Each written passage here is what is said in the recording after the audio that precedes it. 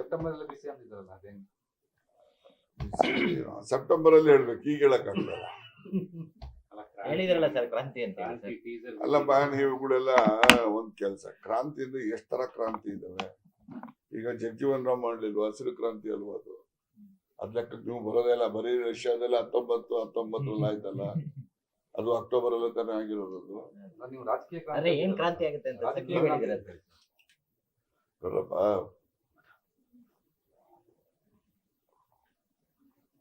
ನಾನು ಹೇಳಿದ ಕ್ಷಣಕ್ಕೆ ಬರೀ ಕಾಂಗ್ರೆಸ್ ನಲ್ಲೇ ಕ್ರಾಂತಿ ಆಗ್ತದೆ ಅಂತ ನೀವು ಭಾವಿಸಬಾರ್ದು. ಬಿಜೆಪಿನಲ್ಲೂ ಆಗ್ತಾ ಇಲ್ವಾ? ಆಗ್ತಾ ಇಲ್ವಂತೆ. ಇವನ್ ಕೇಂದ್ರ ಸರ್ಕಾರದಲ್ಲೂ ಕೂಡ ಬದಲಾವಣೆಗಳನ್ನ ನಿರೀಕ್ಷೆ ಮಾಡಬಹುದು. ಹೇಗೆ ಅಂದ್ರೆ, ಅವ್ರದ್ದು ಸೆಟ್ ಆಫ್ ಪ್ರಿನ್ಸಿಪಲ್ಸ್ ಇದೆ RSS ನವ್ರದ್ದು. ಏನ್ ಪ್ರಿನ್ಸಿಪಲ್ಸ್ ಅದು? 75 ವರ್ಷದ ನಂತರ ಯಾರು ಕೂಡ ಜವಾಬ್ದಾರಿ ಸ್ಥಾನದಲ್ಲಿ ಬರಬಾರ್ದು ಅಂತಕ್ಕಂಥ ದೃಷ್ಟಿಯಿಂದ ಅದ್ವಾನಿಯವನ್ನ ದೂರ ಇಟ್ಟು ಮೋದಿಯವರು ಬಂದ್ರು. ಈಗ ಅದೇ ಪ್ರಿನ್ಸಿಪಲ್ ಇವ್ರಿಗೂ ಲಾಗು ಆಗ್ತದಲ್ಲ. ಇವರು ಮಾರ್ಗದರ್ಶಕ ಮಂಡಲ್ಗೆ ಹೋಗ್ಬೇಕು, ಬೇರೆಯವರು ಜಾಗ ಮಾಡಬೇಕು. ಅದು ಬದಲಾವಣೆ ಆದಂತರ ಕ್ರಾಂತಿ ಅಲ್ವಾ? ಅದನ್ನ ಯಾರು ಊಹೆ ಮಾಡೋದಿಲ್ವಾ? ಬರೀ ಕರ್ನಾಟಕದಲ್ಲಿ ಕಾಂಗ್ರೆಸ್ ಪಾರ್ಟಿ ಪ್ರೆಸಿಡೆಂಟ್ ಬದಲಾಯಿಸ್ತಾರೆ, ಸಂಪುಟ ವಿಸ್ತರಣೆ ಆಗ್ತದೆ ಅಥವಾ ರೀಶಫಲ್ ಆಗ್ತದೆ, ಇದು ಚೀಫ್ ಮಿನಿಸ್ಟರ್ ಬದಲಾಗ್ತಾರೆ, ಬರೀ ಇವೇ ಚರ್ಚೆ. ಹೌದಲ್ವಾ? ಇವೇ ಚರ್ಚೆಗಳು ನಡೀತಾ ಇದ್ದಾವೆ. ರಾಜಕಾರಣ ಅನ್ನೋದು ನಿಂತ ನೀರಲ್ಲ, ಇರ್ತಕ್ಕಂಥ ನೀರು. ಹರಿಯೋ ನೀರು ಯಾವ ಕಡೆ ಇರ್ತದೆ ಅಂದ್ರೆ ಆ ತಗ್ಗು ಯಾವ ಕಡೆ ಇರ್ತದೋ ಆ ಕಡೆ ಹರ್ಕೊಂಡು ಹೋಗ್ತದೆ. ಹಂಗೆ ರಾಜಕಾರಣನೂ ಕೂಡ ಆಯಾ ಸಂದರ್ಭದಲ್ಲಿ ಏನೆಲ್ಲ ಬೆಳವಣಿಗೆಗಳು ಆಗ್ತವೆ, ಆ ಬೆಳವಣಿಗೆಗೆ ಅನುಗುಣವಾಗಿ ಮುಂದಿನ ಪ್ರಕ್ರಿಯೆ ನಡೀತವೆ. ಹೌದಲ್ವಾ? ನಾವೇನಿದ್ದೇವೆ 2 × 2 4 2 + 2 4 ಅಂತ ಹೇಳ್ದಂಗೆ ರಾಜಕಾರಣ ಹೇಳಕ್ ಆಗೋದಿಲ್ಲ.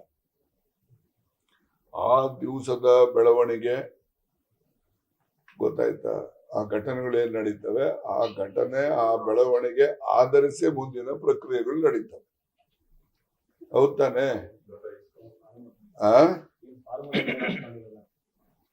ನೋಡಿ, ನಾನು ಹೇಳಿದ್ನಲ್ಲ, ರಾಜಕಾರಣ ಅಂತಕ್ಕಂಥದ್ದು, politics is A fast changing instrument on the earth.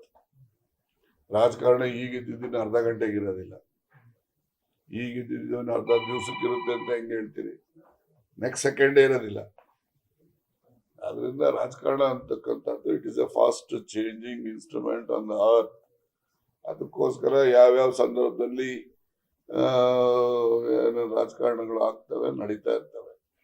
Power centre ಬಗ್ಗೆ ಹೇಳಿದ್ರಿ ಸರ್, ನಿಮ್ಮಲ್ಲಿ 4-5 ಪವರ್ ಸೆಂಟರ್ ಇದೆ. ಹಾಗಾಗಿ 4 ಇಲ್ಲ 5 ಇಲ್ಲಪ್ಪ, ನನ್ನ ಪ್ರಕಾರ 3 ಇರ್ಬೋದು ಅಂತ ಅನ್ಕೊಂತೀನಿ. ಒಂದಂತೂ ಮಾಮೂಲಿ ಇದ್ದೇ ಇರುತ್ತೆ, centre high command. It is a power centre, it is always there. ಇನ್ನೆರಡು ಕರ್ನಾಟಕದಲ್ಲಿ ಒಂದು ಮುಖ್ಯಮಂತ್ರಿ ಹತ್ರ ಒಂದು ಪವರ್ ಸೆಂಟರ್ ಇರುತ್ತೆ, ಇವರು ಅಧ್ಯಕ್ಷ ಹತ್ರ ಒಂದು ಪವರ್ ಸೆಂಟರ್ ಇರುತ್ತೆ. ಅದೇನೋ ಇದು ಎಲ್ರಿಗೂ ಗೊತ್ತಿದ್ರು ಯಾರು ಬಾಯ್ಬಿಟ್ಟು ಹೇಳಲ್ಲ. ನಾವು ಬಾಯ್ಬಿಟ್ಟು ಹೇಳಿದೆ ಅಂತಿದ್ದಂಗೆ ನೀವು ಅದನ್ನೇ ಬೆಳಗ್ಗೆ ಸಾಯಂಕಾಲ ತನಕ ಎಂಥದ್ದು ಸಿದ್ದರಾಮಯ್ಯನವರಿಂದ ದೂರ ಹೊರಟೋಗ್ಬಿಟ್ಟವ್ರೆ ರಾಜಣ್ಣವರು, ಅವ್ರು ಬಣದಿಂದ ಅಂತ. ನಾನು ಅವ್ರು ಇರೋದಕ್ಕೆ ರಾಜಕಾರಣ ಮಾಡೋದು, ಅವ್ರು ಇಲ್ಲದೆ ನಾನು ಬಿಟ್ಬಿಟ್ಟು ಸುಮ್ಮನೆ ಆರಾಮಾಗಿರ್ತಾ ಇದ್ದೆ. ಅವ್ರು ಇರೋದಕ್ಕೆ ರಾಜಕಾರಣ ಯಾಕೆ ಮಾಡ್ತೀರಿ ಅಂತ ನೀವು ಪ್ರಶ್ನೆ ಹಾಕಿದ್ರೆ, ಅವರಿಂದ ಬಡವ್ರಿಗೆ ಸಹಾಯ ಆಗ್ತದೆ.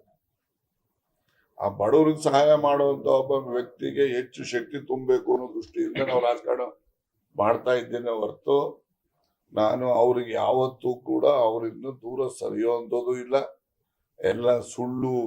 ಇದನ್ನ ನೀವೆಲ್ಲ ನಿಮ್ TRPಗೋ ಆಳೋ ಮಾಡ್ಕೊಂಡು ನೀವು ತೋರ್ಸ್ಕೊಂಡ್ಬಿಟ್ರೆ ನಾನೇನ್ ಮಾಡಕ್ಕಾಗಲ್ಲ. ನೀವು ಸಿದ್ದರಾಮಯ್ಯನ ಬಣದಲ್ಲೇ ಇದ್ದೀರಾ ಇವತ್ತು ಇದ್ದೀನಿ, ನಾಳೆನೂ ಇದ್ದೀನಿ, ಮುಂದೆನೂ ಇರ್ತೀನಪ್ಪ. ಯಾಕೆ ಅನುಮಾನ?